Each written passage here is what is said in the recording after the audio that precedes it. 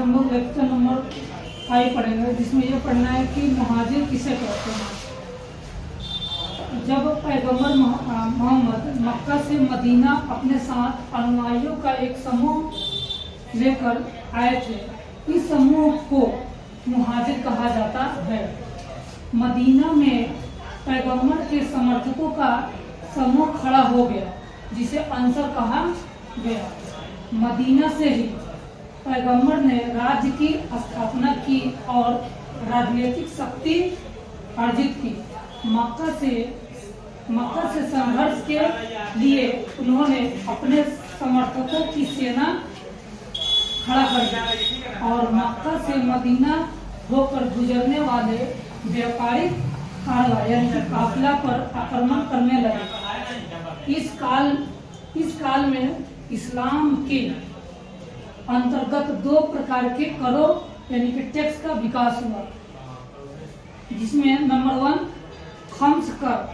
Comes कर क्या था? खम्स कर यानी कि व्यापारिक कारवां यानी कि काफिला के लूट से जो धन प्राप्त होता, उसके 4/5 भाग सैनिक को तनख्वाह के रूप में तथा 1/5 भाग राज्य का अंश निर्धारित किया गया।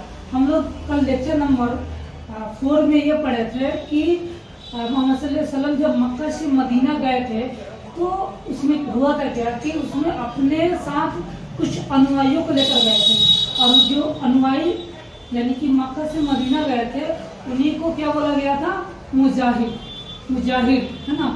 और जब वहाँ पे वो गए तो उन्होंने वहाँ पे अपने अनुयायियों के साथ में और जो मदीना के लोग थे जो उनको सपोर्ट कर रहे थे उनके साथ में वहाँ पे एक संगठन बनाए, और संगठन बनाने से क्या हुआ कि वो अपने आप को स्ट्रॉन्ग किए।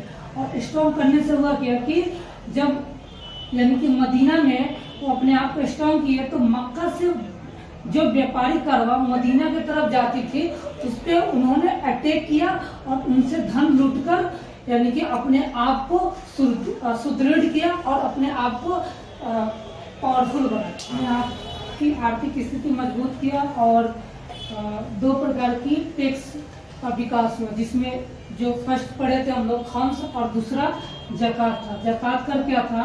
इसमें इस्लाम के अंतर्गत इसका विकास एक धार्मिक कर के रूप में हुआ तथा आगे चलकर सदका के नाम से भी जाना गया।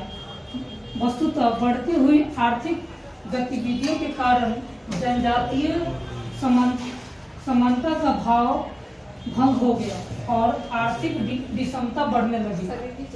अतः पैगंबर ने धनी मुसलमानों से अपेक्षा की कि वे अपनी आमदनी का एक खास भाग अपनी इच्छा से राज्य को दे, जो रकम निर्धन मुसलमानों पर खर्च किया जा सके। इसमें यह प्रावधान किया गया था कि ज़कात कर में ये प्रावधान किया गया कि जो धनी मुसलमान है उनको गरीब मुसलमानों के लिए कुछ अपनी इच्छा अनुसार यानी कि धन राज्य को दे, और वो राज्य निर्धन मुसलमानों पर वो खर्च करेगी, जिससे निर्धन मुसलमानों की आर्थिक स्थिति मजबूत होगी।